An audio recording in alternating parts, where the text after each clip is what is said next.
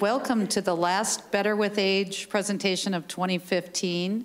I'm Marge Murray from UW Health, and I am thrilled to be able to introduce our speaker tonight, Dr. Dave Watts. Dr. Watts is a geriatrician at the UW Division of Geriatrics. He is also a medical director for Oakwood Village, Capitol Lakes, and Attic Angel. He has been seeing older adults for a couple years and is now preparing to be one himself and retire next year. I'm retired, not older. And he is here to share what he has learned in 30 years. So if you join me in welcoming Dr. Watts.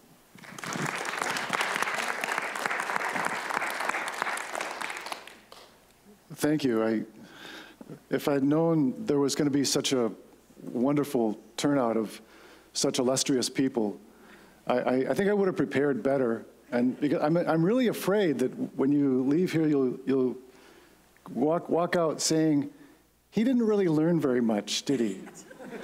But you know, actually, I want to say that I know that I've learned more than I'm actually going to be able to tell you in the next hour. But most of the rest of it, I've forgotten, unfortunately. But really, having been a geriatrician for 30 years now, it seems like such a strange and wonderful experience. And when Marge asked me to do this talk about what I've learned, I really didn't know how to answer. But I went to a source that I hope most of you are familiar with, and that is The Wizard of Oz. What have you learned, Dorothy? If I ever go looking for my heart's desire again, I won't look any farther than my own backyard. Because if it isn't there, I never really lost it to begin with. Isn't that right? And I think there's so much truth in that statement that I have been fortunate to be able to practice with in the setting of my heart's desire in geriatrics and work with such wonderful people as are in this room. To be a geriatrician at UW is a great privilege. And UW, ironically, is the same acronym as for Oakwood University Woods. To be a practitioner at Oakwood is an especially great privilege, but I didn't know there would be people here from Capitol Lakes as well. So if I had been giving this talk at Capitol Lakes, I would have changed that to it be inclusive of Capitol Lakes as well. So I want to welcome my friends from that location as well. I'm very pleased to see so many of you here. But these are just a few, maybe a smattering of perspectives I've learned over the years. And because it's kind of a smorgasbord, you could say, I hope there will be perhaps some opportunities for questions toward the end of this presentation. These are some themes that I'm going to focus on, and the first being that of prevention, but with an emphasis on physical activity. Then a physician's perspective on Medicare. A few words about electronic records. And I didn't want to, you know, leave this session without a few more words about pharmaceutical advertising, and maybe a couple of words about pharmaceuticals and some of the biotechnology that is causing some changes in our pharmaceutical practices. And then lastly, maybe a word or two on death and dying as well. Dorothy, how do you talk if you don't have a brain? Scarecrow, well, some people without brains do an awful lot of talking, don't they? Okay. Well, I think we've all seen that phenomenon, but it's so important, I think, to be protective of our brains and allow them to be as healthy as they possibly can. But one thing I've learned, and maybe this will seem such a basic truth to you, you learned it maybe long before I did. A key principle of prevention in later life is to slow the rate of physical and cognitive decline. One key to doing both is exercise. Robert Butler, the late Robert Butler, who was chief of the National Institute on Aging, said if exercise could be packed into a pill, it would be the single most widely prescribed medication. Well, sometimes we keep looking for that pill to take so we don't have to exercise. Because, okay, look, I'll be honest, I try to exercise, but maybe not every day I'm actually feeling up for it. So yeah, if I could take a pill instead, there are a lot of days when I would actually do that. But at age 50, I had to do something. Midlife crisis. I either had to get a convertible, a pretty expensive convertible, or do something else. So I took up competitive swimming. It's really a lot cheaper. Competitive swimming. I mean, look at the clothing you wear. I mean, it's very scant. Sure, you can actually spend quite a lot on swimwear for competition, but you can actually get by on relatively inexpensive clothing for the sport of swimming as well. Swimming has some advantages for aging bodies. It is a total body workout. It's an individual effort, but you can do it with a group as well. For example, an hour ago, I was in the pool in the UW natatorium, and I was with a group of other people, and we, commiserated, said how hard we were working, and talked a little bit about some things going on. Yeah, we did some swimming too, some good quality, hard swimming included with that. But it's a group, a team, a social activity, and I've had the good fortune of being on some relay teams as well, and that's fun. You want to swim as fast as you can for your leg of the relay. And on a couple of occasions, I've actually been on a relay with my kids where I would do a swim and then they would do a run. And we were able to form a team for that. Now, in Wisconsin, it's great to be able to have something you can do indoors because the winters are pretty long. Like, for example, one of my patients, I said, well, what do you do for exercise? Well, I'm a kite flyer. Okay, well, okay, that's all right. But there's a lot of times when, kite flying is not a recommended activity, let's put it that way, based on the weather. Although, hey, this year, who knows? Maybe we'll have open water on Lake Mendota all year long, as far as that goes. But for swimming, it's not just strength, it's not endurance, but it's technique. And that it's maybe it's 75, 80% technique. And that's great because, okay, if I swim at the natatorium, sometimes you get the kids showing up, they're freshmen, maybe they don't have a swimming background, but they start to swim and I can beat them. And it's so wonderful to be able to beat somebody who's 18 years old. Now, but let me tell you though what happens, and this is the sad part. Okay, if they keep swimming, then they learn how to swim. Then they've got the power of youth, the energy on their side, and then they swim faster than me, and that's really discouraging. But look, swimming fundamentally is so easy. It's easy. We as life forms on this planet came out of the water many years ago. I think it was millions, I believe. Anyway, but all you do, we don't swim like many of the marine animals, but here I'm going to show you how to swim. Okay, you reach out, way out in front of you, as far as you can, and you lean into it, and then you grab as much water as you can. You grab it with your hand, you grab it with your forearm, with your arm, and you push the water down that way.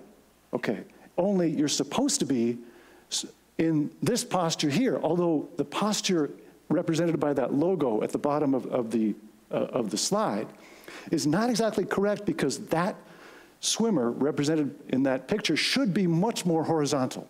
See, there's too much water resistance. Yeah, some of you are nodding.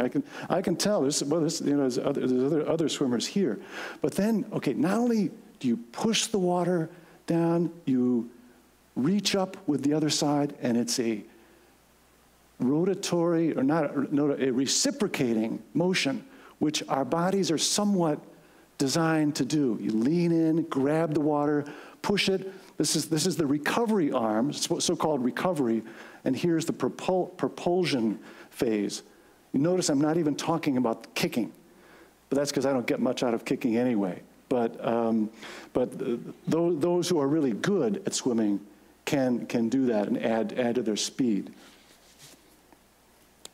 And so I can live my life now with sports cliches. Where does the power come from to see the race to its end? From within. Okay, that's a quote from Eric Liddell in Chariots of Fire. Eric Liddell was one of the members of the successful British 1924 track and field team that went to the Olympics. And there's another quote from his arch rival, Harold Abrams. "I'm forever in pursuit and don't even know what I'm chasing." Sometimes I feel a little bit like that too. When you're in the pool, you look at the bottom, you're going back and forth, and I'm not thinking about prevention and preventing Alzheimer's or keeping my brain healthy. I'm swimming because I kind of have to swim. I can't not swim. So it's become part of my nature. But I think it's just, you know, if I'd bought that convertible when I was 50, that thing would be just a pile of junk right now. So swimming is something I've been able to stick with and still has value. "A good body with a dull brain is as cheap as life itself," a quote from Spartacus. But physical activity is the one behavior consistently shown to benefit cognitive health. Okay, so let's see, what are some other things which can benefit cognitive health? Maybe the education. And it's great that you are here. Believe it or not, this is somewhat education. I know that, you know, not with everything I say, of course, but it's also social, and social activity is important. Well, how do we know this? Well, there's actually pretty good evidence to support social activity as being important. But if you look at the contrary, look at people who are put in solitary confinement. I just heard something on the radio the other day. They interviewed someone who had been in solitary confinement in a New York prison, and he said his thoughts deteriorated, his speech deteriorated. There was no feedback to the speech. So social activity is, we appear to, not only are we fundamentally aquatic animals, but we are social animals as well. It's very important. A glass of wine per day, but the glass of wine can be overdone. Like with Rick. What is your nationality? Rick, I'm a drunkard. That makes Rick a citizen of the world. Now, I'm not going to recommend that you start consuming any alcohol as a preventive. Alcohol has actually been somewhat devastating in my own family, and I have to be careful. In fact, I don't use it at all as any kind of preventive, because it's too laden with consequences that have been very close to me and my family. So, but if you are someone who has a glass of wine per day, and that's been your habit, there really is not a need to change that. But benefits of physical activity, how does it benefit the brain? It gives the brain a good environment. Good environment in terms of blood pressure control, cholesterol control, glucose, and weight control. So in many ways, physical health is tantamount to brain health. But what would you do with a brain if you had one? Why, anybody can have a brain. That's a very mediocre commodity. Every pusillanimous creature that crawls on the earth or slinks through the slimy seas has one. I had to practice that phrase quite a while to be able to get it correct like that. But, you know, and this is something I just realized as I was driving up here to Oakwood, not something I learned over the last 30 years. That is, swimming itself probably doesn't really make you that smart. Because when you're swimming, you are looking down, you're supposed to be looking down at the bottom of the pool. And that's a little bit boring.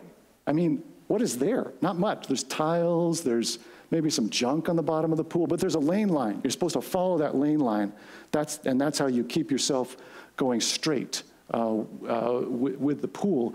But I think swimming or physical activity can lead to a situation in which your brain has a healthy environment in which to thrive, but it's also good to put some things in it by learning and keeping active and interested. And I know that this group here, whether it be from Oakwood or Capitol Lakes or wherever you might have come to this session from, I know you're very good at keeping active, interested, and involved. But what about competition? And by competition, what I mean is I line up on a block which is 20 plus inches above the pool. Actually, I forgot how high the block is, but it's, let's say it's 24 inches above the pool surface. And I line up with a bunch of people in my age group. Now, actually, that's what makes it easy. I'm competing against people in my age group. So anyway, no, but it's a little bit different than that. Sometimes I'm competing against somebody older. And in fact, I was, it's always 10 times worse to be beaten by somebody who's 10 to 15 years older than you are.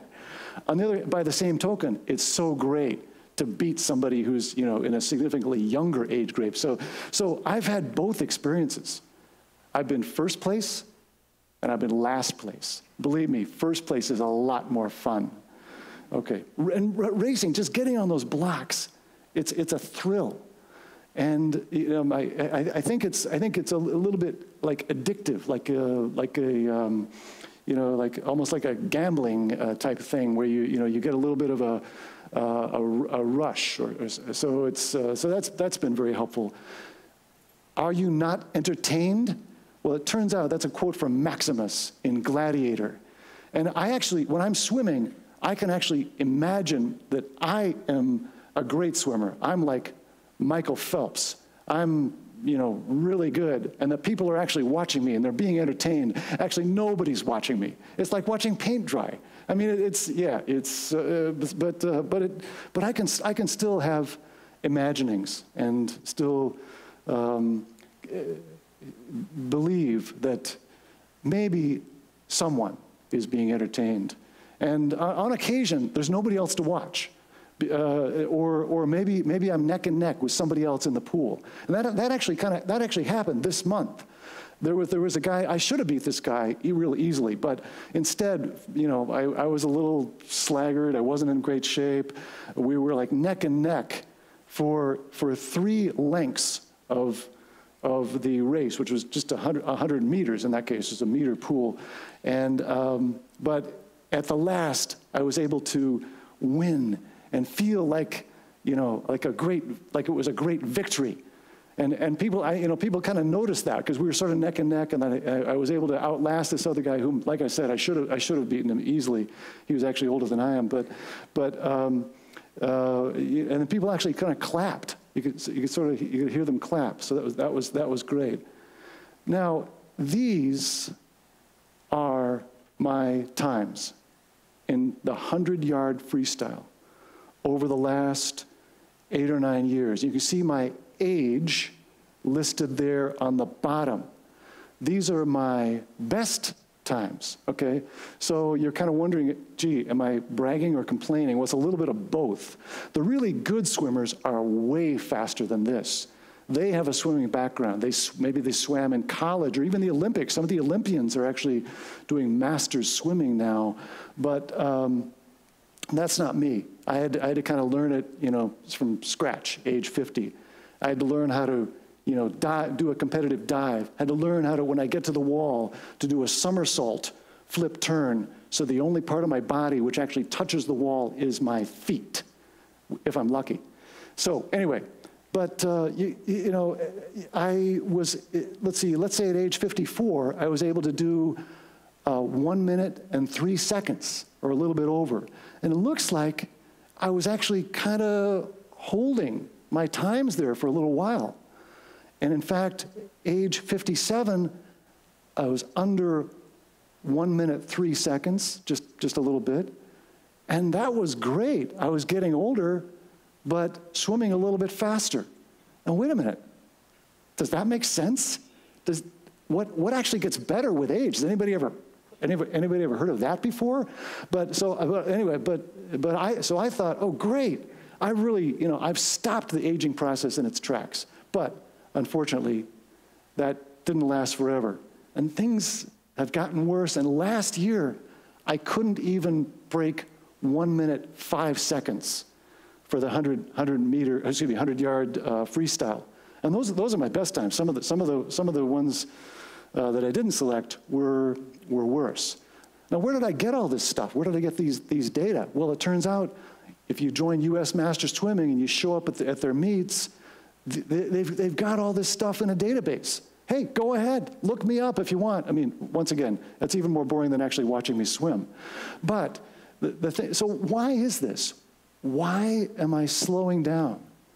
And I've had to really think about this because I'm not really sure what the answer is. Well, yes, I'm getting older, but is my motivation different? Is my training different? Is my technique a little off?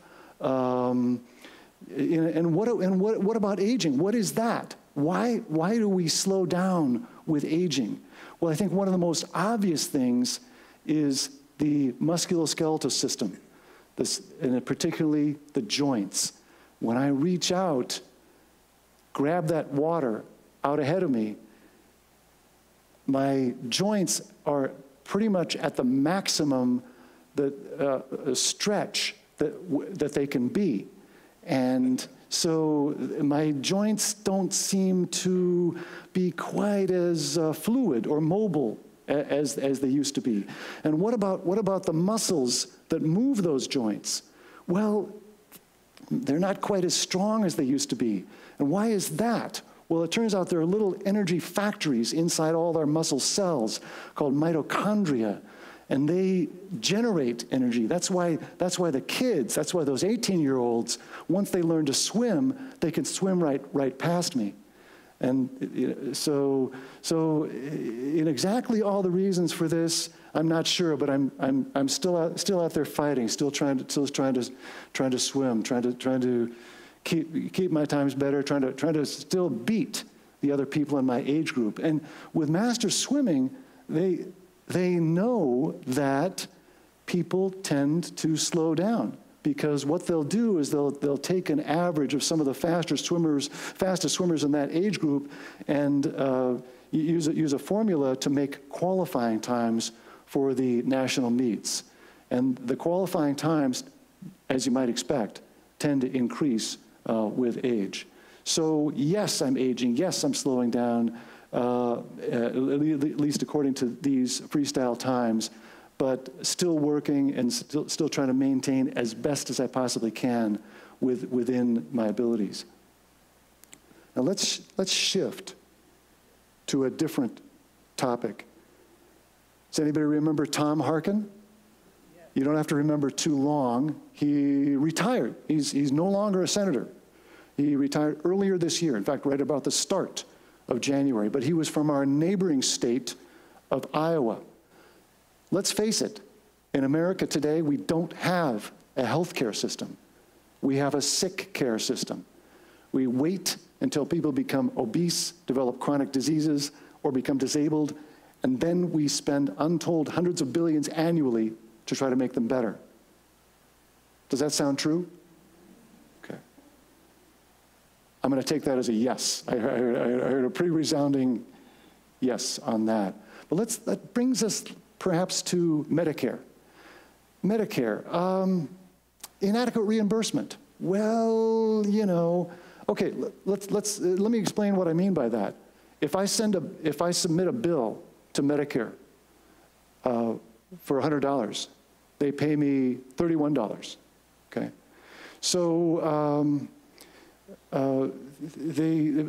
so that's the physician perspective, at least the geriatrician perspective.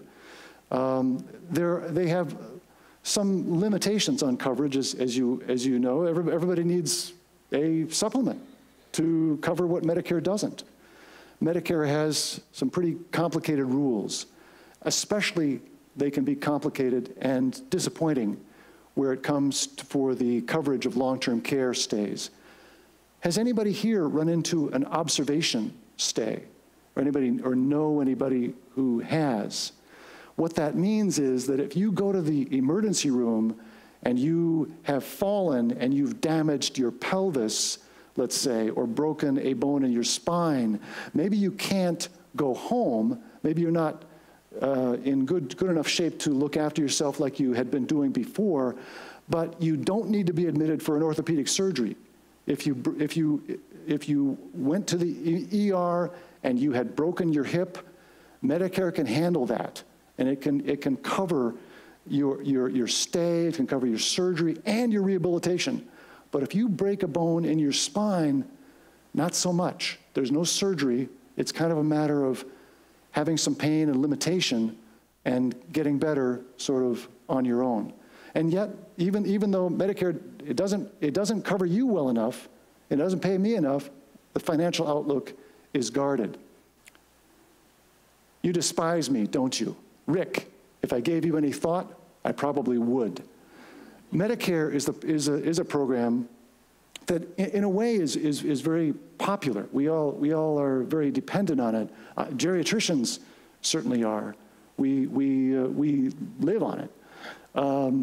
But we also love to hate it when it doesn't meet our needs. And I just saw a patient yesterday at a different facility, and that individual had unfortunately broken the wrong bone. She had broken a bone in her leg. She was in a cast. Because of that, she was immobilized, and she was not able to even bear weight because the fracture was of such a type that she could not bear weight as yet. So she couldn't rehabilitate. So she's in sort of the Medicare catch-22. Had to be in a skilled facility because she needed the care. And yet she couldn't rehabilitate because she couldn't bear weight on the recently broken leg. Medicare coverage, therefore, was absent, and she's there, and therefore stuck. Probably didn't have a qualifying stay in the hospital, just anyway, just went there maybe to the ER, maybe a brief hospitalization at best. So there are many problems with Medicare, and yet it does cover a very important part of long-term care, the rehabilitation of orthopedic fractures, for example, aside from the one I mentioned. Just a few words about electronic records. I started practice, as we've learned many years ago, before there were electronic records.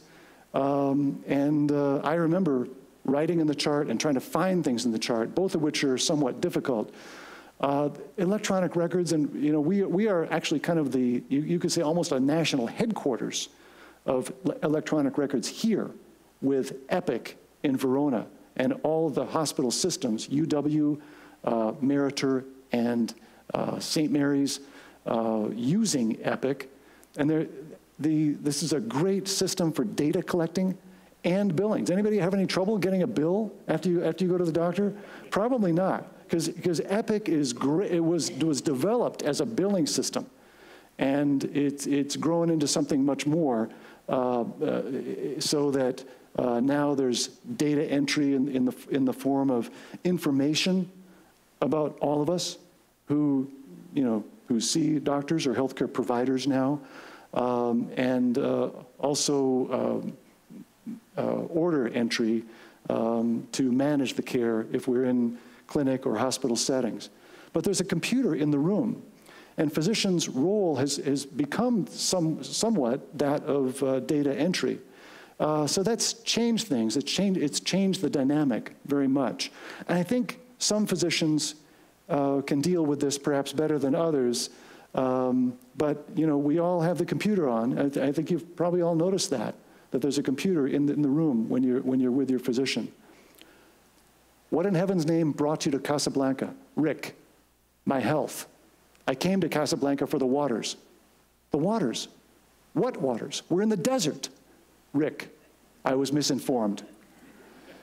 I think there is misinformation about medical information systems, electronic records. And I think with the advent of the Affordable Care Act, it was thought that electronic records would save money. They don't. And all you have to do is drive out to Verona and see the cranes.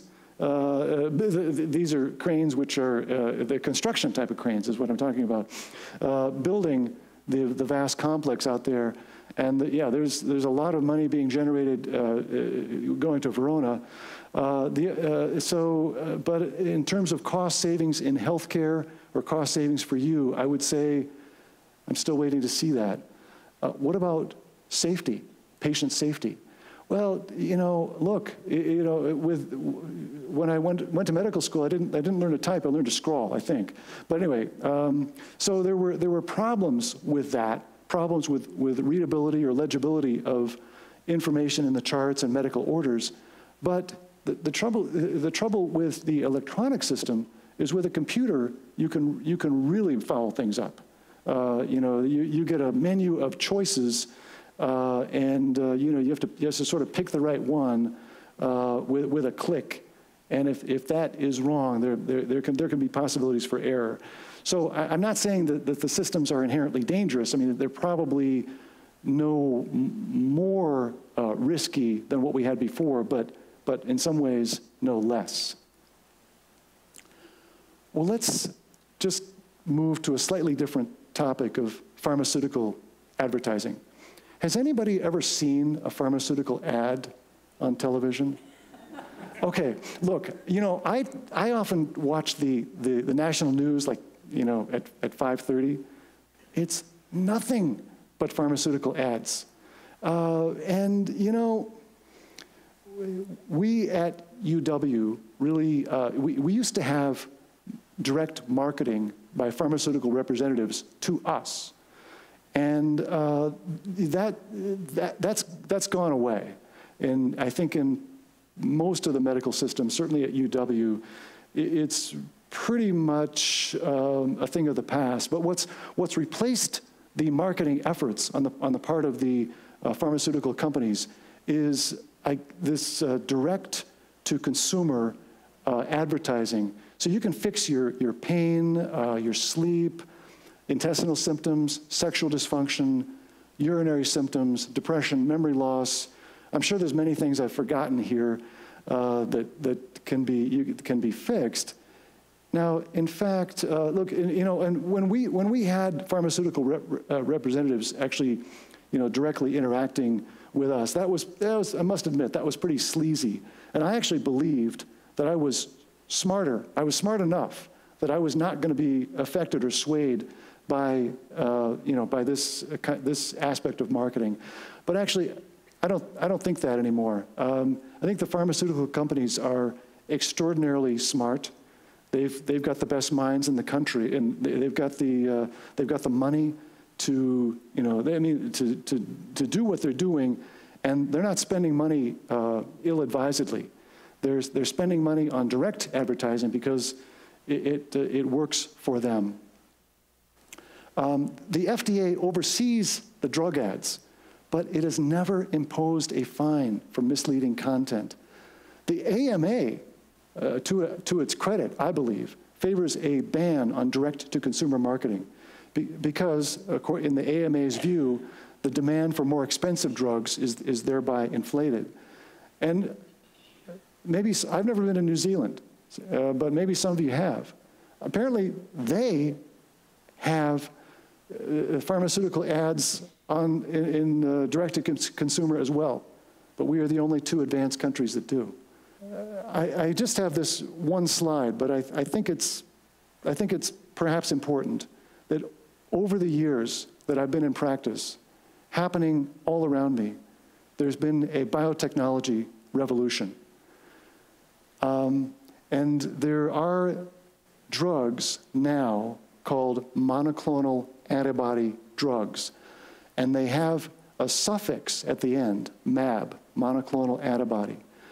They're made by fusing myeloma cells. Myeloma are essentially cancer cells, like multiple myeloma, myeloma cells with spleen cells from a mouse that have been immunized. So we employ our friends, in this case, mice are our friends, in the animal world, to help us make drugs, and they're monoclonal, they're from a single clone of cells, and they're antibody directed, so they have a specific target in our bodies.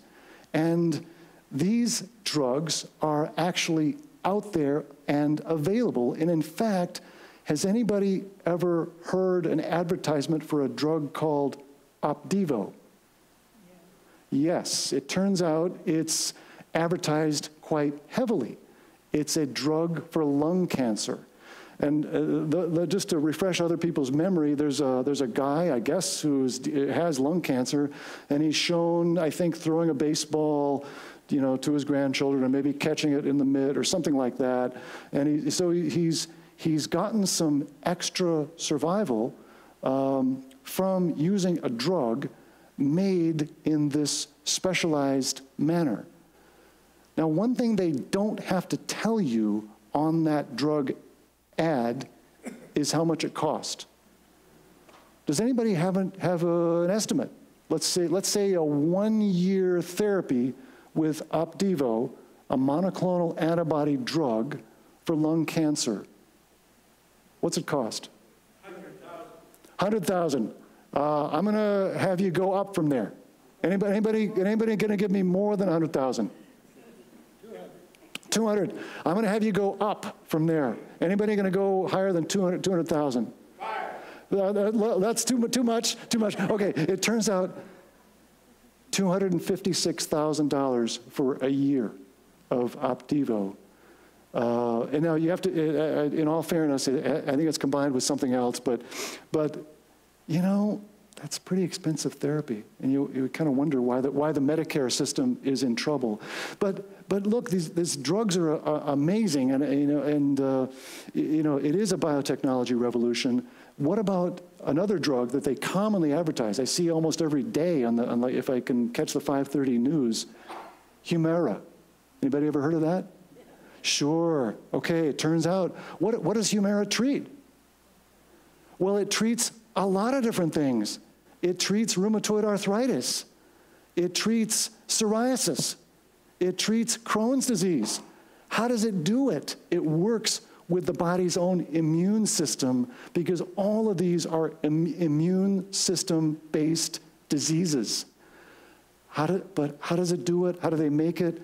Look, aside from showing you this mouse peering into a beaker glass, I'm not going to go into the details of how they, because honestly, it would be beyond what I could reliably tell you about how these drugs are made. But it is amazing. We are in the biotechnology revolution. What about drugs for the kinds of diseases which occur with aging? Well, any of those diseases I mentioned, especially rheumatoid arthritis, lung cancer, those can be diseases associated with aging somewhat. What about Alzheimer's disease? Do we have a monoclonal antibody drug for that? Well, not yet, but they're trying it out. And they're trying it out as right here in Madison, among other centers. And how could that work? Is Alzheimer's disease an immunologic disease? Maybe not, but the monoclonal antibody approach is designed to get rid of amyloid.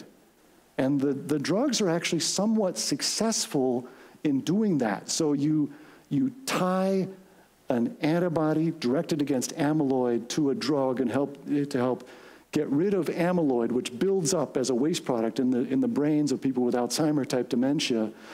And the amyloid can go away.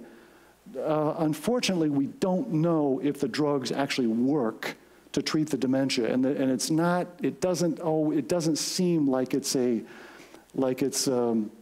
linear progression, linear connection that we're going to get rid of the amyloid and cure the dementia. It doesn't necessarily. It may actually work in mice. I think they might have had some success there. But who cares about Alzheimer's disease in mice? I mean, the point, I guess one point is that these drugs are out there. Yes, they're expensive. They may someday work against some of the fundamental mechanisms and diseases and scourges of aging. Now, I don't just swim. I read a book, and that's pretty remarkable in itself. But that book is listed on this slide, The Emperor of All Maladies. And I think it's kind of written by a genius, Siddhartha Mukherjee. I believe he's from India, but he is an oncology practitioner in this country at this time. He wrote this beautiful book talking about the biotechnology revolution as it has related to cancer. But I think many of the same points in this book are very relevant to diseases of aging, such as Alzheimer's, such as Parkinson's, I think we will be hearing much more about the biotechnology revolution over coming years. And I'm actually kind of miffed that he stole the moniker Emperor of All Maladies for cancer, because I think really you could say the Emperor of All Maladies could be more appropriately a description of Alzheimer-type dementia. But this, it's a brilliant book. And actually, well, there's a public television series based on the book. But the public television series, it can be a little depressing. They show some kids, not all of whom survive. But the book is surprisingly uplifting and more optimistic than the television series. At least that's what I found. Everyone takes them. Lawyers, musicians, people going to interviews for big jobs. It doesn't make you anything you're not. It just makes it easier for you to be who you are. Okay. Now, there was a movie a few years ago, Side Effects, and it talked about some of the, it talked about some of the pharmaceutical advertising techniques and the effects on both those who are in the pharmaceutical industry and also physicians. Now, at the bottom of this slide on your screen is a guy you might be familiar with, Jimmy Carter. Now, you know, I actually never voted for Mr. Carter, okay? But, you know, I think he has been the greatest ex-president we've ever had, okay? If he could have just gone, I've heard this statement somewhere else, if he could have just gone straight to being an ex-president, he'd be a great guy. Look, he's building habitats for humanity. He's speaking out for women's rights. He's standing for world peace. What isn't this guy doing? I don't know. But anyway, but here's the thing. He had cancer. Did you all hear about that? He had cancer. What kind of cancer did he have? Melanoma. Melanoma with several brain lesions. Four of them. Well, what happened? Is he dead? No, he's not dead. In fact, he went to his church, I believe, in his town of Plain, Georgia, I think, and he told the congregation he's cured. Well, how did Jimmy Carter get cured? He took a drug. What drug? I'm not actually sure, but it turns out it's a monoclonal antibody drug. He took a monoclonal antibody drug, and he got cured to this point. Now look, is he cured for a long term? Is he going to live forever? I don't know, maybe not. But you know, the tumors have apparently gone away. Now melanoma is a funny condition. It's always been a little bit responsive to immunologic types of interventions. I mean, some people have responded to like a BCG, an injection which treats tuberculosis. It kind of cranks up the immune system. So every once in a while, somebody will get cured by that. But Jimmy Carter took a monoclonal antibody drug, and right now they can't find any, apparently can't find any tumors in his brain. So it's, now, how much did Jimmy Carter's drug cost? I don't know. I didn't have the heart to ask. As far as I'm concerned, he's worth it. He's worth it. And I hope he has many years out there left. But, you know, I was actually ready to say goodbye to Jimmy Carter. I figured melanoma, brain, you know, and he said things like, I've had a great life, a charmed life, wonderful life. I believe he was a nuclear sub captain, I think, and is in the Navy. And then, you know, presidency, governor of Georgia, then president. But I think he prepared us, you could say, for the end, for his end. Just as Maximus, when he was leading his men into battle in Gladiator, prepared them for the fact that some of them might not make it. If you find yourself alone, riding in green fields with the sun in your face, do not be troubled, for you are in Elysium, and you are already dead. Okay, well, his men laughed, but they rode into battle following Maximus in Gladiator. You probably think I got all my philosophy from lines in movies, and probably just about 2/3 of it, not all of it. But life is full of misery, loneliness, and suffering, and it's all over much too soon. Quote by Woody Allen. You could say this is emblematic of my career. As Marge indicated, I am going to be retiring July 1. Yes, some of you have heard this rumor, and I'm here to verify that this is true.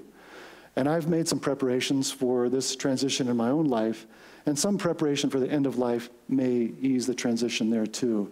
I think you had a session here in this context on advanced care planning. Was that right, Marge? Okay, very, very good. Okay, so, but we need not perhaps dwell on that so much, because here's a quote from Buddha. The secret of health for both mind and body is not to mourn the past, nor to worry about the future, but to live the present moment wisely and earnestly. I think that's, maybe that's something, if it took me 30 years to learn that, I guess I could say better late than never. Rick, don't you sometimes wonder if it's worth all this? I mean, what you're fighting for. Laszlo, you might as well question why we breathe. If we stop breathing, we'll die. If we stop fighting our enemies, the world will die. I believe Rick said, well, that'll put it out of its misery. And one last quote from Maximus. There is no one left to fight, sire, after Maximus had just defeated apparently the last remaining barbarian horde at the northern end of the Roman Empire. But Marcus Aurelius, the emperor, said, there is always someone left to fight, Maximus. And I know that many in this room have battles which you too are fighting as you go forward in your daily lives. But I do want to wish you good luck, and may fortune smile upon most of you. Thanks very much. I'm here to take any questions. Thank you.